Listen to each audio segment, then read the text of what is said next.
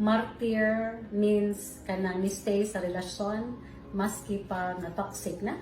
Number 1 is kay tungod na siguro siya panginahanglan nga kana ra tawhana magkahatag.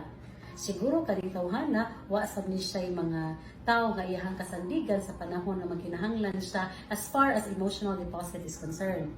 Kung stay gihapon in a relationship, maski pag naay mga abuses, verbal, physical, or even emotional na mga abuses, ba stay, maybe because of the children. Kung magsige na lang mag-away, niya, stay ka for the children, huna-hunaa, ang imuha bang pag-stay nakaayo sa well-being sa inyong mga anak.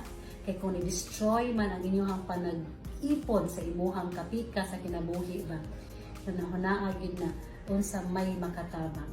Especially sa well-being sa mga bata. Hunaan, naunsa man ka sa dihang toxic imong relasyon.